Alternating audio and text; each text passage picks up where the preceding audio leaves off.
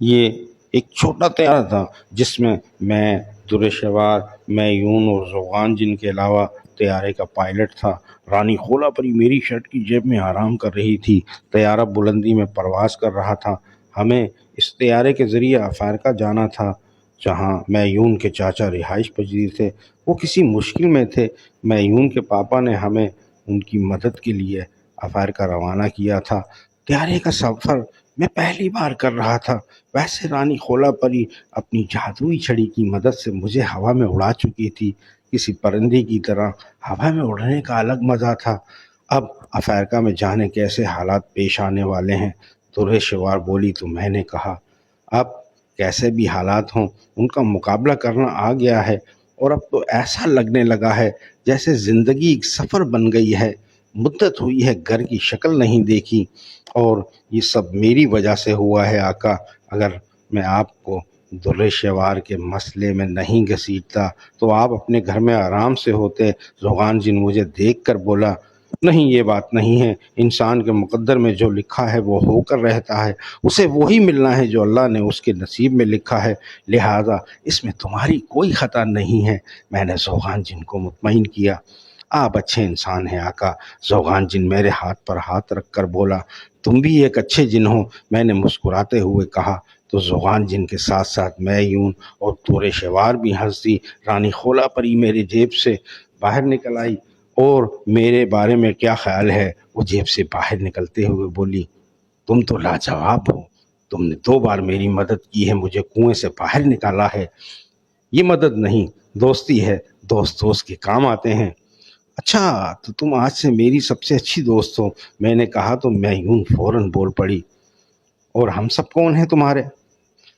تم سب کے بغیر میں نامکمل ہوں، تم سب ہو تو میں ہوں، میں نے کہا تو زوغان جن بولا آقا میں تو آپ کا غلام ہوں۔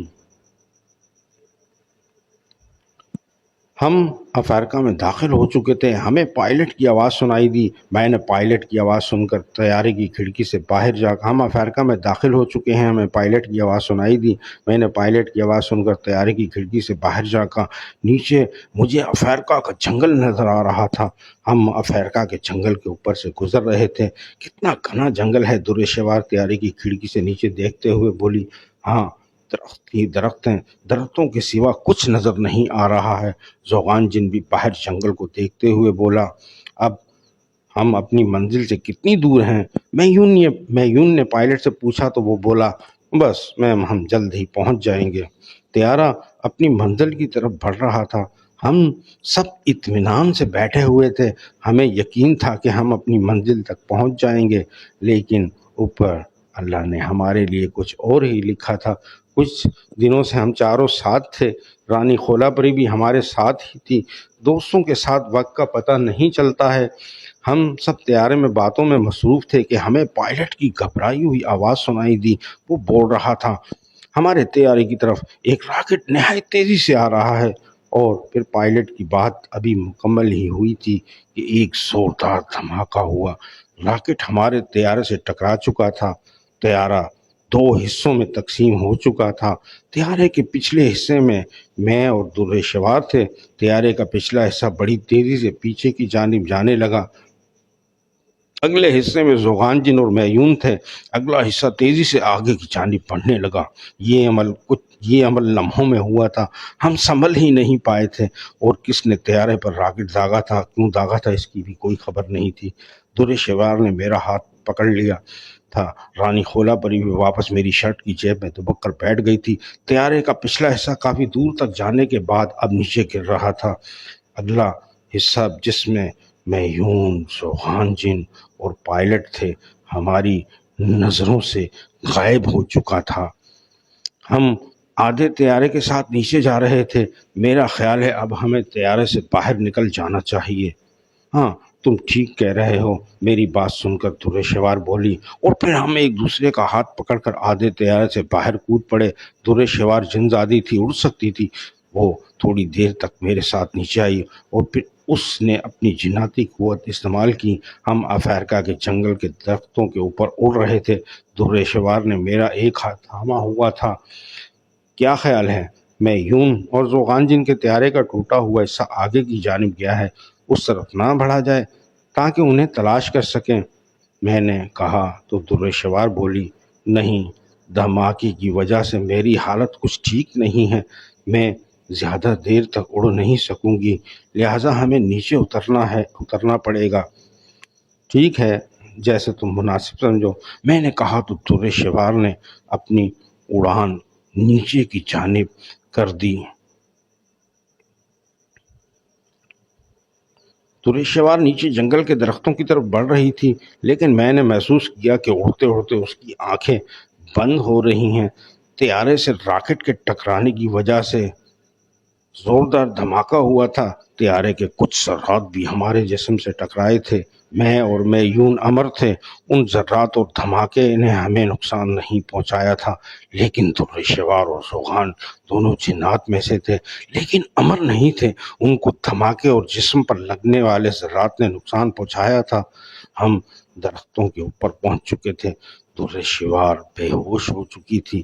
میں نے اسے اپنے دونوں ہاتھوں سے تھام لیا اور ساتھ ہی رانی خولا پری کو آواز دی۔ میری آواز سن کر رانی خولا پری میرے شرٹ کی جیب سے باہر نکل آئی۔ کیا ہوا؟ اس نے پوچھا۔ درشوار بے ہوش ہو چکی ہے، اپنی چھڑی کا کمال دکھاؤ تاکہ ہم آرام سے نیچے اتر سکیں اور درشوار کو نقصان نہ پہنچے۔ رانی خولا پری نے میرے کہنے پر اپنی چھڑی کا رخ میری اور درشوار کی طرف کیا۔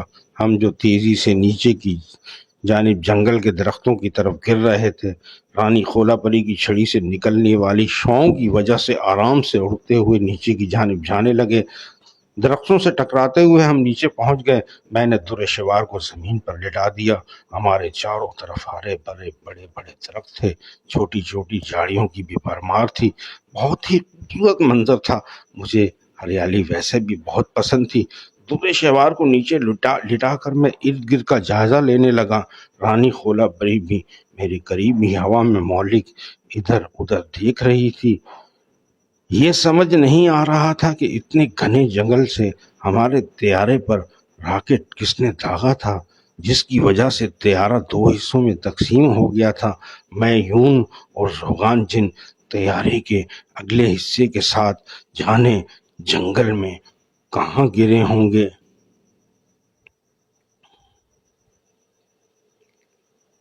میں نے نیچے بے ہوش پڑی درشوار کو دیکھا۔ خوبصورتی کی مثال تھی جن زادی درشوار۔ اس کی آنکھیں بند تھی، چہرے پر بڑی معصومیت تھی۔